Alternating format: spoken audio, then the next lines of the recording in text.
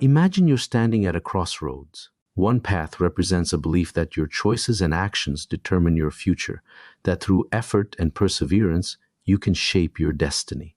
The other path represents a belief that life is governed by external forces, luck, fate, or circumstances beyond your control. These paths illustrate two concepts that psychologists call the locus of control. Locus of control refers to how we perceive control over our lives. People with an internal locus of control believe they have personal agency. They see themselves as the drivers of their own lives. On the other hand, people with an external locus of control see life as shaped by forces outside of their control, such as destiny, other people, or societal systems. What's fascinating is how culture shapes these perceptions. Different cultures emphasize different sources of control, which in turn influence how individuals set goals, respond to challenges, and engage in therapy. In today's episode, we'll explore the concept of locus of control, how it differs across cultures, and what this means for mental health and therapy.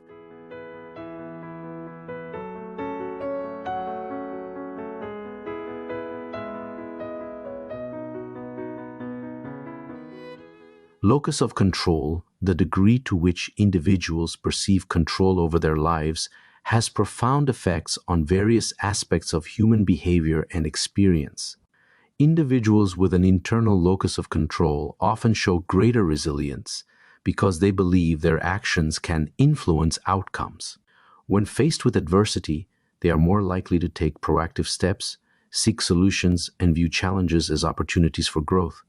This mindset can foster a sense of empowerment and adaptability. At the same time, excessive self-reliance might lead to self-blame or burnout if efforts don't yield immediate results. People with an external locus of control may find resilience through faith, community, or acceptance of external circumstances. For instance, they might lean on family or religious practices for support during tough times. However, in some cases, a strong external locus of control could lead to feelings of helplessness if they perceive challenges as entirely beyond their influence. The strength of this approach is that they can benefit from a collective sense of support or a belief in a higher purpose. However, this mindset might limit proactive problem solving.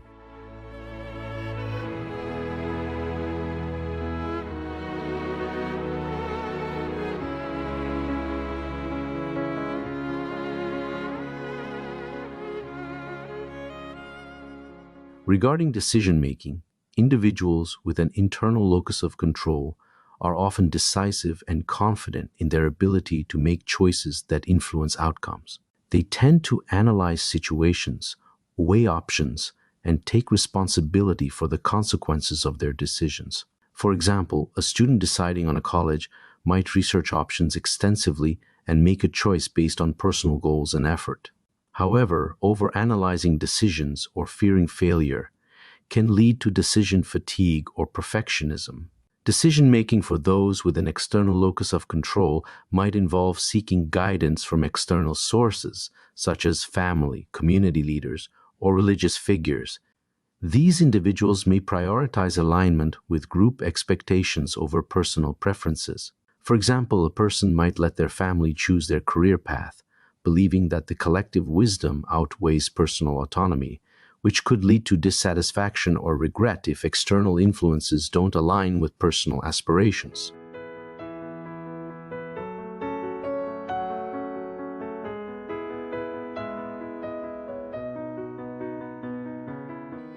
In relationships, individuals with an internal locus of control often focus on personal accountability. They might approach conflicts with a mindset of, what can I do to improve this situation? They are more likely to take responsibility for their actions, apologize when necessary, and actively work on improving communication. But if they expect others to share the same level of responsibility, they may feel frustrated or unsupported when partners or friends do not reciprocate.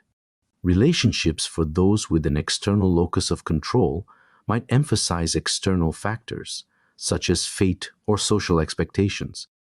They may believe relationships are influenced by external forces like destiny or family approval. This mindset can create a sense of security as individuals trust in the natural course of the relationship. It may also limit their willingness to take proactive steps to resolve issues, believing that external circumstances will determine the outcome.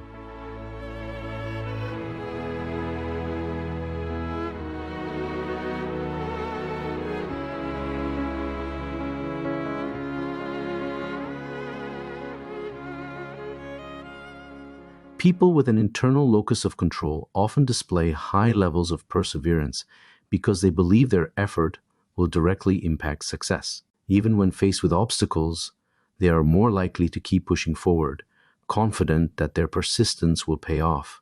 This drive can lead to significant achievements and a strong sense of self-efficacy. But if their efforts don't yield results, they may become frustrated or overly self-critical. Perseverance for those with an external locus of control might depend on encouragement from others or faith in external circumstances.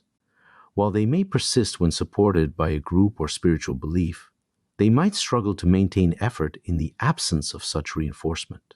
Their reliance on collective or spiritual motivation can sustain them in difficult times. However, if external factors fail to align, they might give up more quickly, believing the situation is beyond their control.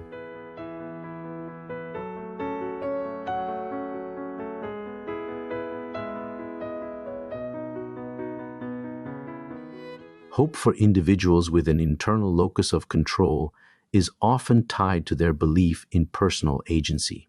They are hopeful because they trust in their ability to work hard, make decisions, and create change in their lives. This can lead to an optimistic outlook as they feel empowered to overcome challenges. This belief in self-determination fosters resilience and proactive behavior. When faced with situations beyond their control, however, they might feel despair or a loss of hope as their sense of agency is challenged.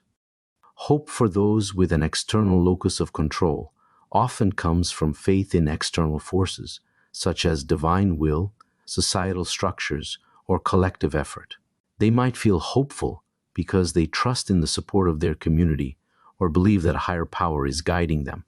This form of hope can provide comfort and reduce anxiety, especially in situations where personal agency feels limited. But if external circumstances don't improve, they might experience helplessness or frustration.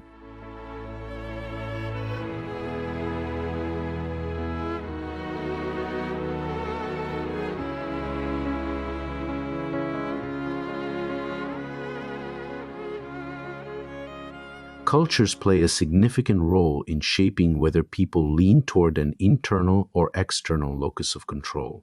Individualist cultures such as Canada, the United States, and Western Europe tend to emphasize personal agency, independence, and self-determination.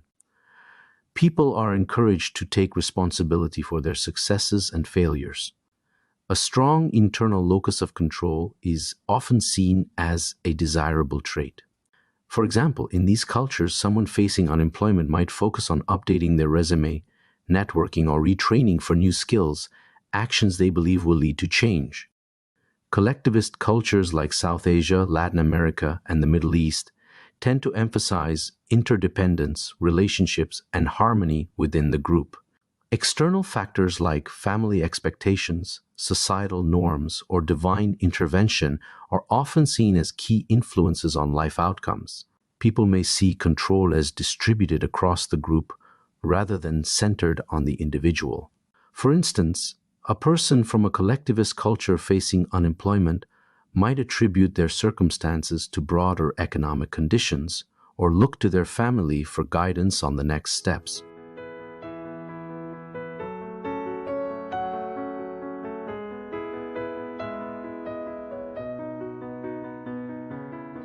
In many cultures, locus of control is intertwined with spiritual or religious beliefs. In cultures with strong spiritual or religious foundations, the belief that life events are controlled by a higher power is deeply ingrained. People with a spiritual external locus of control often attribute their successes, challenges, and even everyday occurrences to divine intervention or the will of a higher being. This perspective can manifest through expressions like God willing, it's in God's hands, or if it's meant to be. This worldview can have both benefits and challenges in terms of mental health and therapy. It provides comfort and meaning. Believing that a higher power has a plan can help individuals make sense of difficult situations. This sense of meaning can reduce anxiety and create emotional resilience during times of uncertainty or loss. It can foster acceptance and patience. People may feel more at peace with uncontrollable events, trusting that everything happens for a reason and in its own time. It can also encourage community support. Many spiritual traditions emphasize collective prayer or rituals, fostering a sense of connection and belonging that supports mental health. However, this perspective may discourage proactive problem solving. When taken to the extreme, this belief may lead individuals to avoid taking action to improve their circumstances, assuming that divine intervention will resolve the issue. For example, someone struggling with depression might delay seeking therapy or other forms of support, believing that their condition is a test or part of God's plan. This worldview can create feelings of helplessness. If individuals feel that they have no influence over their lives and rely solely on divine will, they may experience a lack of agency, which can exacerbate feelings of powerlessness. In therapy, it's important to meet these clients where they are by respecting their faith, while gently encouraging them to take proactive steps that align with their spiritual beliefs. For example, a therapist might frame small actions as a way to honor God's plan, or explore how religious practices like prayer or meditation can be integrated into therapeutic goals.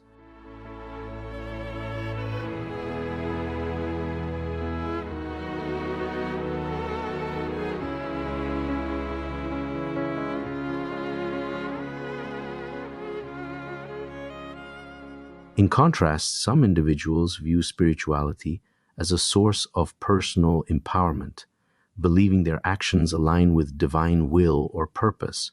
This perspective reflects a spiritual internal locus of control, where faith and agency work together. This mindset combines a belief in divine guidance with the conviction that personal effort and choices are part of fulfilling a higher purpose. It can be expressed through phrases like, God helps those who help themselves, or I am part of God's plan and my actions reflect His will. Individuals with a spiritual internal locus of control often take proactive steps toward their goals, believing their efforts are divinely supported. For example, someone might pursue a new career path, viewing it as an opportunity to use their God-given talents. These individuals may see challenges as opportunities for growth within a spiritual framework. A setback might be interpreted as a lesson or test that strengthens their faith and determination. It balances acceptance with agency. People with this perspective often believe that while some things are in God's hands, they are also responsible for making the most of the opportunities they're given. However, in situations where individuals feel unsure of their purpose or whether their actions align with divine will, they may experience anxiety or indecision.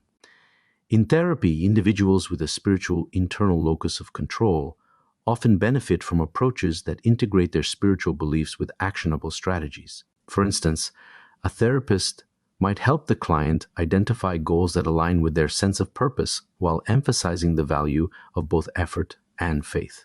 In summary, the distinction between spiritual external and internal loci of control illustrates how spirituality can either enhance or limit agency depending on the individual's perspective. Therapists working with clients from spiritual backgrounds may want to aim to validate the client's faith and beliefs, encourage a balance between acceptance of external factors and proactive efforts to create change, and collaborate with the client to integrate their spiritual framework into therapy, ensuring that interventions feel authentic and supportive of their worldview.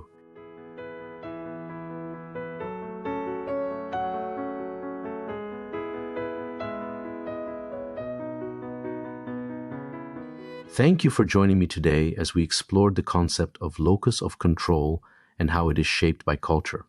We've seen how internal and external orientations influence how people view their ability to impact their lives, and how cultural dimensions and spirituality play a significant role in shaping these beliefs. In the next episode, we'll build on this foundation and discuss how this awareness can shape therapy strategies, strengthen client engagement, and lead to more effective outcomes. I look forward to continuing this important conversation with you next time.